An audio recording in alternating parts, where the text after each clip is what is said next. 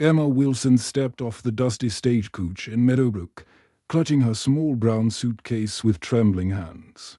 The late afternoon sun beat down on her face as she looked round the small frontier town that would become her new home. At 30 years old, she knew the other passengers were staring at her with curious eyes. A woman travelling alone at her age was unusual in these parts. The stagecoach driver helped her down and tipped his hat. "Good luck to you, miss," he said kindly, before climbing back onto his seat. Emma watched as the coach rolled away, taking with it her last connection to the life she had left behind in Boston. She picked up her suitcase and walked slowly down the main street. The wooden sidewalks creaked under her worn boots. Children played in the dusty road, while their mothers watched from shop doorways. Emma could feel their eyes following her every step. At the general store, she paused to read the signs in the window. She needed to buy supplies for the small dress shop. She planned to open. As she reached for the door handle, she heard voices from inside. "Did you see that woman get off the stage?" said a sharp voice. 30 if she's a day, and traveling all alone. "No wedding ring either," replied another woman. "What kind of decent woman comes to a place like this without a husband?" Emma's cheeks burned with embarrassment, but she pushed open the door anyway. The bell above it rang loudly, and the conversation stopped immediately. 3 women stood near the counter, their faces turning red as they realized she had heard them talking. "Good afternoon," Emma said politely, keeping her voice steady despite her racing heart. The shopkeeper, a kind-looking man with grey hair, smiled at her. "Welcome to Meadowbrook, miss. I'm Mr. Henderson. How can I help you today?" Emma bought the basic supplies she needed while the 3 women whispered behind her. She heard words like spinster and old maid, but pretended not to notice. When she paid for her items, Mr. Henderson gave her a sympathetic look. "Don't mind them," he said quietly. "Small towns can be tough on newcomers. Give it time." Emma thanked him and walked to the small building she had rented for her shop. It was at the end of the main street, with a large window facing the road. The previous owner had left it clean but empty. Emma set down her suitcase and looked round at the bare walls and dusty floors. This would be her new beginning. She had saved every penny from her job as a seamstress back east to make this dream come true. Her parents had died 2 years ago, leaving her completely alone in the world. The small inheritance they left her was just enough to start over somewhere new. Emma unpacked her few belongings and arranged them in the small room behind the shop that would serve as her living space. She had brought her mother's sewing machine, several bolts of fabric, and her most precious possession, a small wooden box containing all the letters her father had written to her mother during their courtship.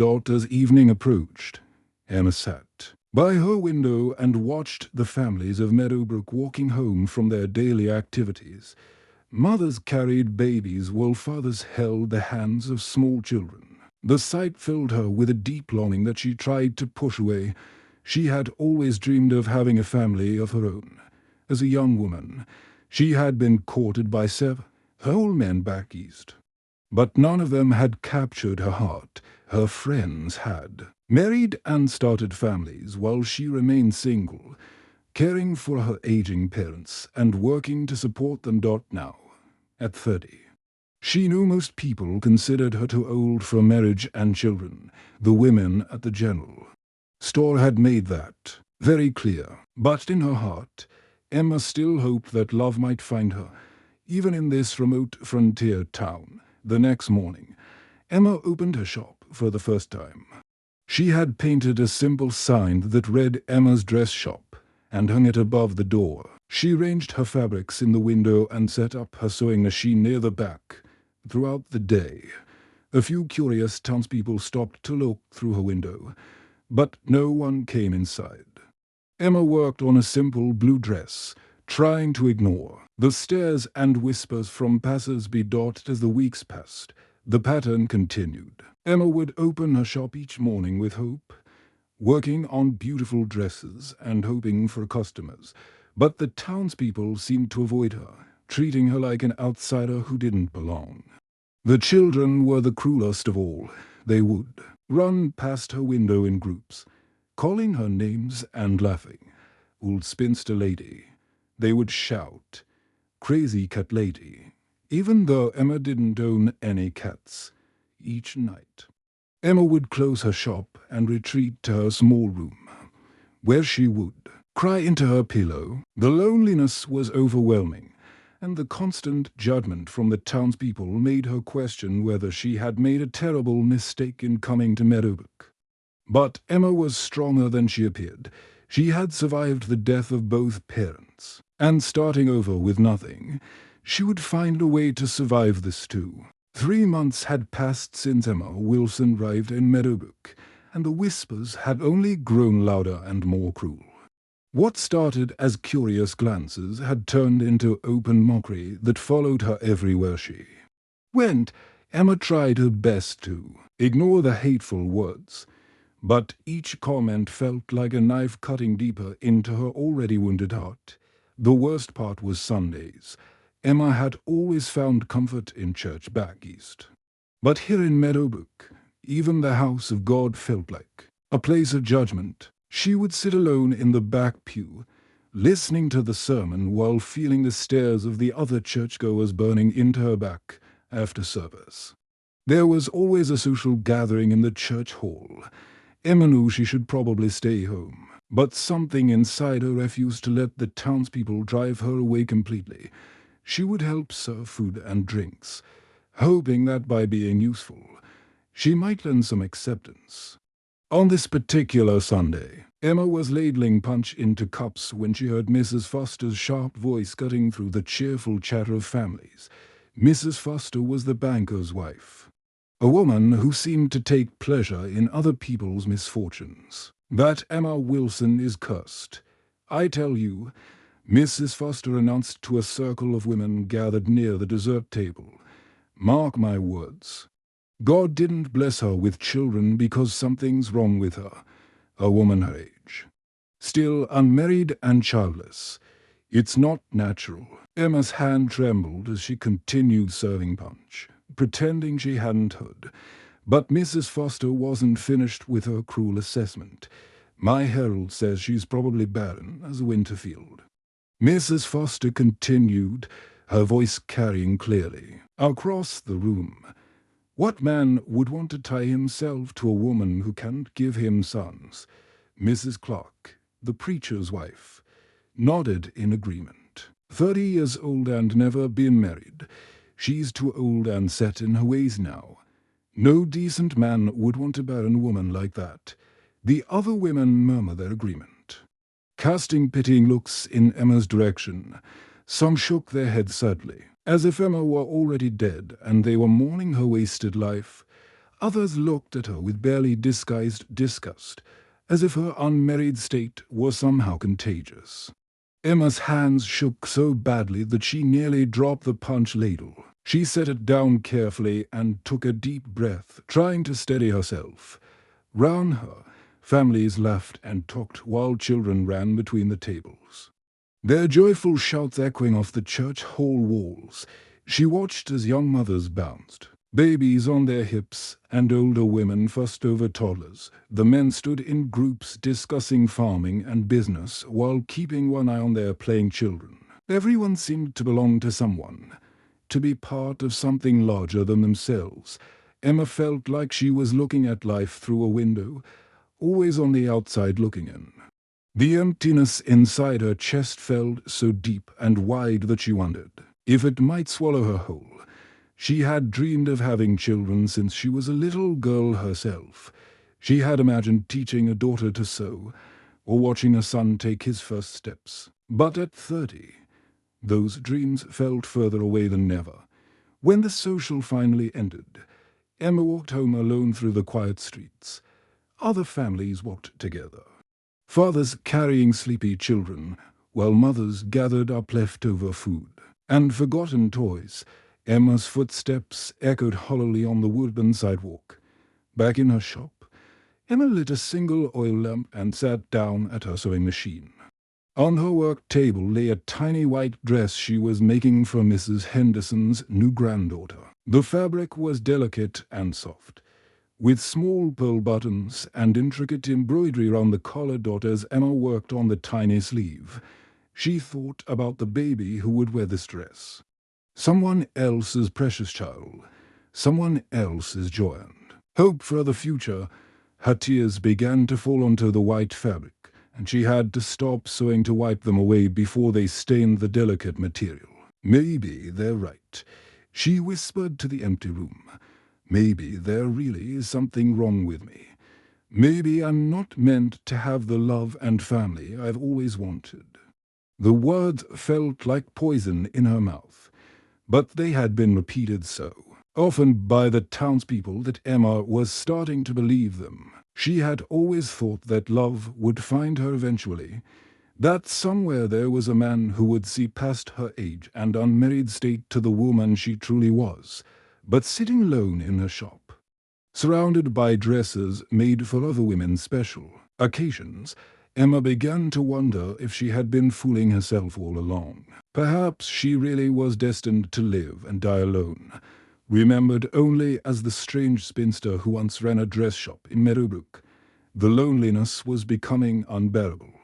Emma had started to think about packing up her few belongings and leaving town, maybe in another place, where no one knew her story. She could start fresh once again, maybe somewhere else. The weight of judgment wouldn't feel so crushing. But even as she considered running away, something deep in her heart refused to give up completely. She had survived so much already. Perhaps she could find the strength to survive this too. James Miller had been working at the Watson Ranch for 5 long years, ever since he arrived in Meadowbrook as a young man with nothing but the clothes on his back and a determination to build a better life. He was known around town as a quiet, hard-working cowboy who kept to himself most of the time. James had gentle brown eyes and calloused hands that spoke of honest labor under the hot prairie sun.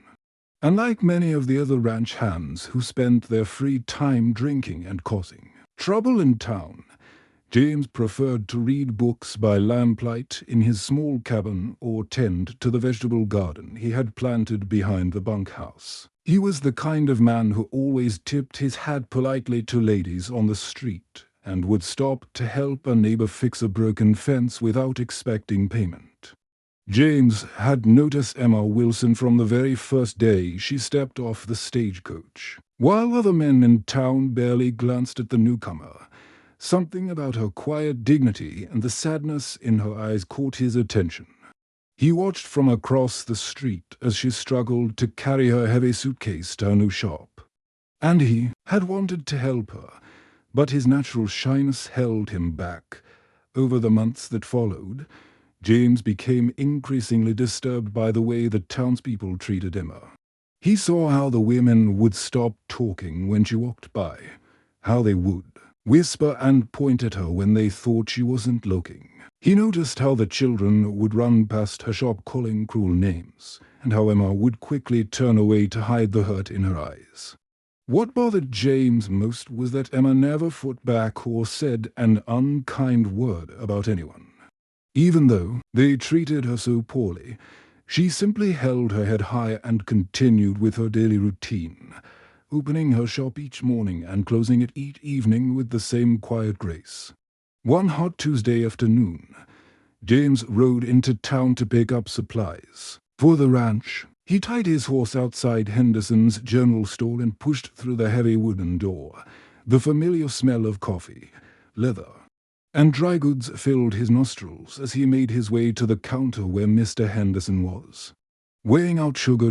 Near the pickle barrel, Mrs. Patterson was holding court with 2 other women, their voices carrying clearly through the store. James recognized Mrs. Patterson as the baker's wife, a woman known for her sharp tongue and love of gossip. that Emma Wilson gets more pathetic every day. Mrs. Patterson was saying with a cruel laugh, 30 years old and still sewing dresses for other people's babies. I heard she was seen crying at the church social again. It's really quite sad, added Mrs. Foster, shaking her head with fake sympathy. A woman her age with no prospects and no children. She'll probably end up talking to cats in her old age. The third woman giggled meanly. Maybe if she wasn't so strange and standoffish, some man might have taken pity on her by now. But who wants to marry a barren old maid? Something inside James snapped like a dry twig. All the months of watching Emma suffer in silence while these women tore her apart with their vicious words suddenly became too much to bear. He set down the bag of oats he had been carrying and turned to face the gossiping women. "That's enough," James said firmly, his deep voice carrying clearly across the suddenly quiet store. Every conversation stopped as people turned to look at him. Mrs. Patterson's mouth fell open in surprise. She was not used to being challenged, especially by a ranch hand. "Excuse me," she sputtered. James stepped closer, his jaw set with determination. "Emma Wilson is a fine woman who deserves respect, not gossip. She's never done anything to hurt any of you, yet you tear her down with your cruel words every chance you get." The store had fallen completely silent now. Mr. Henderson watched nervously from behind the counter while other customers pretended to study the merchandise on the shelves. Mrs. Patterson's face turned bright red with embarrassment and anger. "How dare you speak to me that way? You're just a common cowboy." "Maybe so," James replied calmly, "but at least I know the difference between right and wrong. Emma Wilson has more kindness in her little finger than all of you have in your whole bodies." With that, James paid for his supplies and walked out of the store, leaving behind a room full of shocked and whispering townspeople. He knew his words would be the talk of Meadowbrook by evening, but he didn't care. Someone needed to stand up for Emma, and he was tired of watching her suffer alone. From that day forward, James made a point of greeting Emma warmly whenever he saw her in town. He would tip his hat and say good morning in a voice loud enough for others to hear.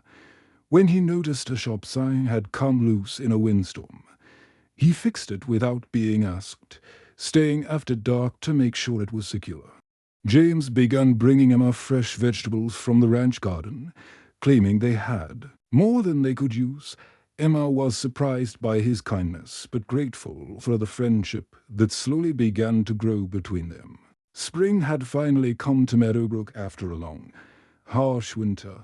The prairie grass was turning green again. Wildflowers dotted the meadows with splashes of yellow and purple. And the creek that ran behind the town was flowing freely once more. For James Miller, the changing season seemed to mirror something that was happening inside his own heart. Over the past months, his friendship with Emma had grown deeper and stronger. What had started as simple acts of kindness had blossomed into something much more meaningful. James found himself looking forward to their conversations more than anything else in his week. He would ride into town on errands for the ranch, but his real reason for going was always to see Emma. They had begun taking evening walks together when Emma closed her shop for the day. At first, these walks were short and stayed close to the main street where other people could see them, but as they grew more comfortable with each other, their walks became longer and more private. They would stroll down to the creek or out toward the rolling hills that surrounded the town. During these quiet times together, James discovered layers to Emma that the townspeople never bothered to see. She was intelligent and well-read, having devoured every book her parents owned back east. She could discuss everything from poetry to politics with a wisdom that surprised him. Emma had dreams beyond just running a dress shop. She wanted to create beautiful things that would bring joy to people's lives. James found himself sharing things with Emma that he had never told another soul. He told her about the loneliness of being orphaned at 16, about the hard years when he worked from dawn to dusk just to earn enough money for food and shelter. He shared his dreams of someday owning his own piece of land where he could raise cattle and build a real home. Emma listened to everything with genuine interest and compassion. She never judged him for his humble beginnings or lack of formal education. Instead, she seemed to see something in him that even he didn't always recognize. A good man with a noble heart who deserved better than the world had given him so far. As winter melted into spring, James came to a startling realization. He was deeply, completely in love with Emma Wilson. It wasn't just her quiet beauty that had captured his heart, though he thought she was the most lovely woman he had ever seen. It was her strength in the face of cruelty, her creativity and skill with needle and thread, and most of all, the way she continued to treat everyone with kindness even when they showed her nothing but contempt. The more time James spent with Emma, the more he understood how wrong the townspeople were about her. They saw only her unmarried state and lack of children. But James saw a woman with an enormous capacity for love. He watched her tend to a stray cat that had wandered into her shop, nursing it back to health with patient care. He saw how gently she handled the delicate fabrics she worked with, creating beauty with her own hands. One warm evening in late April, James and Emma were walking along the creek that meandered through the cottonwood trees outside of town. The setting sun painted the sky in shades of pink and gold, and the air was filled with the sweet scent of prairie roses. Birds sang in the branches above them, and the peaceful sound of flowing water provided a gentle soundtrack to their conversation. James had been unusually quiet during their walk, and Emma had noticed. She was used to their easy conversations about books, dreams, and the events of their days. But tonight, James seemed lost in thought, as if he were wrestling with some important decision. Finally, James stopped walking and turned to face Emma. The evening light made her brown hair shine with golden highlights, and her kind eyes looked at him with concern and affection. His heart was beating so hard he was sure she could hear it. "Emma," he said softly, reaching out to take both of her hands in his. Her hands were small and soft, marked by tiny scars from years of sewing needles, the hands of a woman who created beautiful things through honest work. "I know what people in this town say about you," James continued, his voice gaining strength, "but they're wrong about everything. A woman's worth isn't measured by whether she has children or not. It's measured by the love in her heart, and yours is the biggest and most generous heart I've ever known."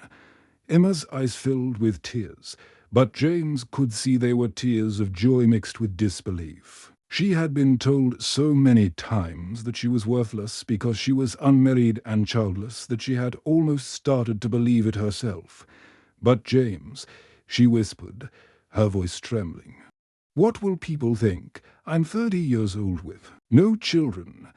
I may never be able to give you the family you deserve." James smiled tenderly and reached up to wipe away the tears that had started to spill down her cheeks. "Emma, you already are my family. You're everything I need and want in this world. And if God chooses to bless us with children someday, that would be wonderful. But if not, we'll find other ways to share our love with the world." Emma's tears flowed freely now, but they were tears of happiness and relief. For so long, she had believed that her worth as a woman depended on becoming a wife and mother. But James was showing her a different truth, that she was valuable and lovable exactly as she was. Emma and James were married on a bright Saturday morning in June at the small wooden church where Emma had endured so many painful Sundays. The ceremony was simple but beautiful, with wild flowers decorating the altar and Emma wearing a dress she had sewn herself from ivory silk she had been saving for something special. The wedding was small, with only about 30 people in attendance. Some came out of genuine affection for the couple, while others attended mainly out of curiosity to see the spinster seamstress finally get married. Mr. Henderson gave Emma away since she had no family of her own. Walking her down the aisle with fatherly pride, James stood at the altar wearing his best suit, his face glowing with happiness as he watched Emma walk toward him. When the preacher asked if he would take Emma as his wife, James's voice rang out, clear and strong across the little church. "I will," he said, and everyone could hear the love and certainty in those two simple words. Emma's voice trembled slightly when she spoke her vows. But her eyes never left James's face. She had never imagined that such complete happiness was possible. After the ceremony, the small group gathered in the church hall for cake and punch. And even some of the women who had been cruel to Emma offered their congratulations. James had saved enough money over the years to buy a small piece of land just outside of town. He built a modest house with his own hands, working evenings and weekends for months to create a home for his new bride. It wasn't fancy, but it had large windows that let in plenty of light for Emma's sewing, and a big kitchen where they could share meals together. As the months passed, Emma and James discovered that their love had created something beautiful in their small community. Their home naturally became a place where people in trouble could find help and comfort. It started when Emma noticed 10-year-old Mary Sullivan sitting alone on the church steps one Sunday morning. Mary was an orphan whose elderly aunt had recently died, leaving her with nowhere to go. Without hesitation, Emma and James took the girl into their home. Emma taught Mary to read using the books she had brought from back east, and she showed her how to sew simple stitches. James treated Mary like the daughter he had never had, teaching her to ride horses and helping her with arithmetic. Word spread quickly that the Millers were the kind of people who would help anyone in need. When the Thompson family lost their farm to drought and debt, Emma and James invited them to stay in their barn until they could get back on their feet. Emma made sure that Thompson children had warm clothes for winter, while James helped Mr. Thompson find work at a neighboring ranch. Emma's dress shop began to change as well. What had once been just a place of business became a gathering spot where women could find friendship and support. Emma would serve tea while customers waited for their fittings, and soon the women were sharing their troubles and joys with each other. Even some of the women who had been cruel to Emma in the past began to soften, drawn by her genuine kindness and refusal to hold grudges. The biggest test of Emma's forgiving nature came when Mrs. Patterson's husband died suddenly of a heart attack, leaving her alone and nearly penniless. The bakery was heavily in debt, and Mrs. Patterson faced the possibility of losing everything, despite all the cruel words Mrs. Patterson had spoken about her. Emma was the first person to show up at her door with a basket of food and an offer to help. Mrs. Patterson broke down in tears when she saw Emma standing on her doorstep. "I don't deserve your kindness," she sobbed. "I said such terrible things about you. I was so wrong. Emma, you have the biggest heart in this whole town, and I was too blind and jealous to see it." Emma simply put her arms round the grieving woman and held her while she cried. "We all make mistakes," Emma said gently. "What matters is that we learn from them and try to do better." Years passed, and though Emma and James never had biological children of their own, their house was always full of life and laughter. They had taken in 3 more orphan children over the years, giving them loving homes and bright futures. Their dinner table was often crowded with people who had nowhere else to go, traveling workers, widowed neighbors, and anyone else who needed a warm meal and friendly conversation. Emma realized that she had found a different kind of motherhood than she had originally dreamed of. She might not have given birth to children, but she had nurtured and loved dozens of people who needed care. She had helped raise Mary into a confident young woman who was now teaching school in the next town. She had been a mother figure too. Countless others who had passed through their lives. The townspeople who had once whispered cruel words about Emma now spoke of her and James with deep respect and admiration. They were known throughout the county as the couple who would never turn away someone in need. Emma had found her purpose, her love, and her family in ways she never could have imagined when she first stepped off the dusty stagecoach in Meadowbrook. True worth comes from the love we give, not the expectations others place on us. Family is built through kindness, and every person has unique gifts to offer the world. The end.